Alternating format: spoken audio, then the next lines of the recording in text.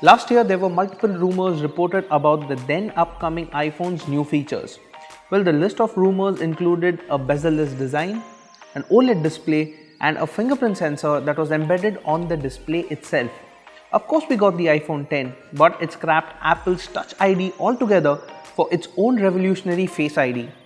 Vivo ran with the idea of an in-display fingerprint scanner and displayed that technology at CES on the Vivo X20 Plus UD. Months later, Vivo got a production-ready model called the Vivo X21, and it's finally made its way to India. The in-display fingerprint scanner is positioned a little above the on-screen home button. The positioning is convenient and you'll get used to it in no time. The scanner is a CMOS sensor which captures an image of your fingerprint when it's pressed against the glass. Now the display guides you to the fingerprint scanner showing a symbol which makes it fairly obvious. Keep your finger on the symbol and it lights up, helping the scanner to identify the fingerprint and authenticate it. Vivo has added animations which do look cool, and you have 3 such animation styles to choose from. And the fact is that you cannot turn these animations off completely, and it looks like it's there for a reason. Well, the thing is that the in-display fingerprint scanner isn't as fast as the conventional fingerprint scanners present on our smartphones. And as a result, these animation styles kind of play as a distraction to let the scanner take its own time and unlock the phone. Of course, the lag in the fingerprint scanner isn't downright terrible. Actually, it's good for a first generation product, but it is slower than other smartphones in the same price range.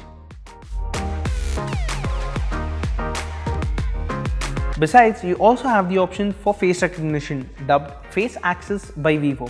And you do have the option to keep face recognition and the fingerprint scanner on at the same time. And the face unlock is really fast.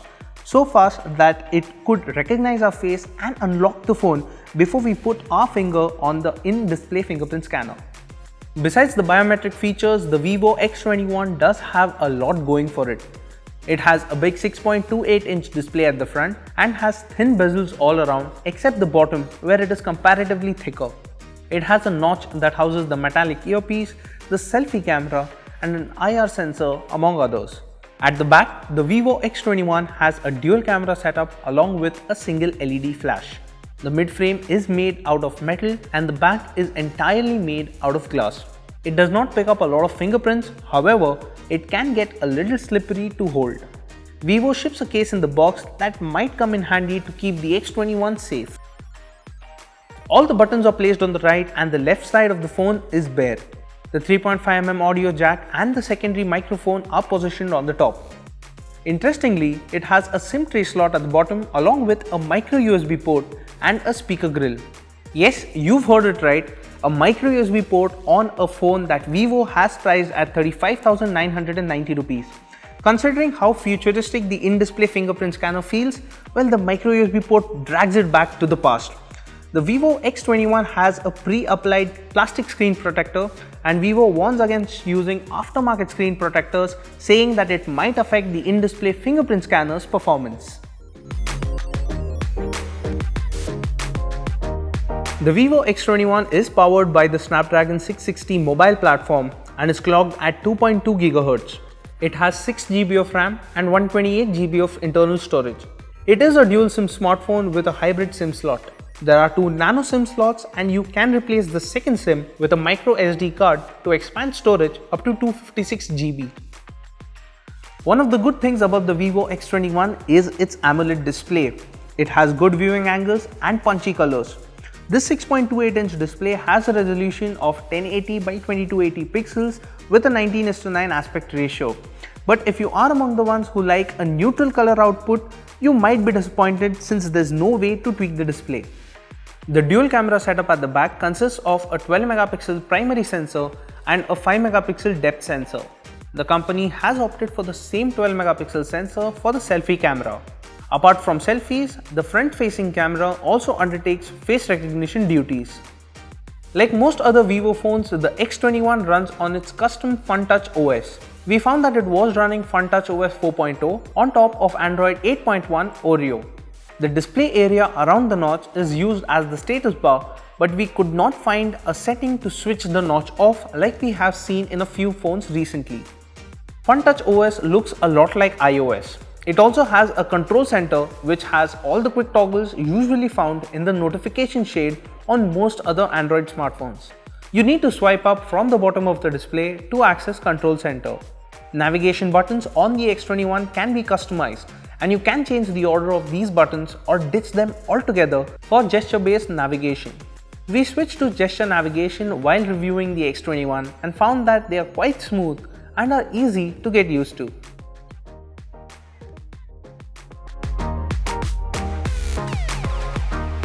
During our time with the Vivo X21, we did not find any lags or stutter.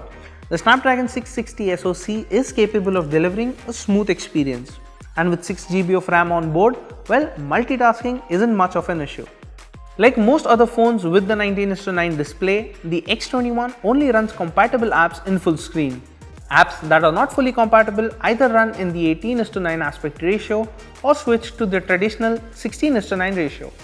Vivo hasn't made significant changes to the camera app, and you have the usual camera modes to choose from while shooting. AR stickers are available and you get face beauty, panorama, professional mode apart from the regular photo and video modes.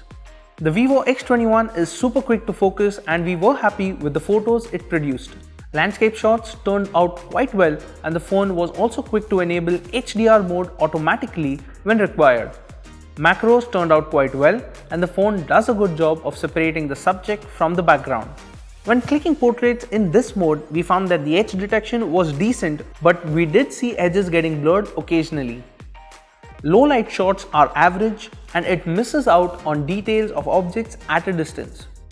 If you are clicking photos with a light source nearby, you will be able to get a better shot.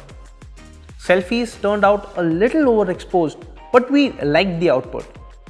Video recording maxes out at 4K for the primary camera and the selfie camera.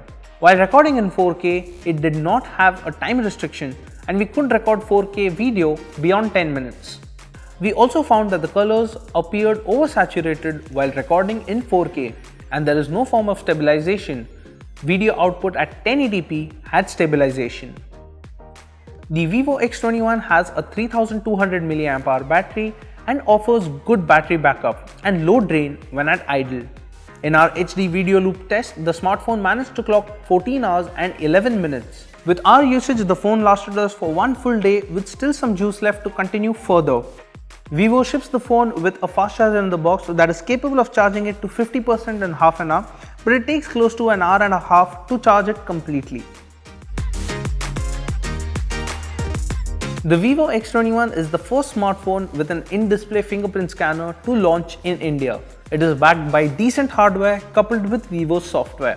The in-display fingerprint scanner works well, but it isn't in the same league as the physical fingerprint scanners we now have on our smartphones.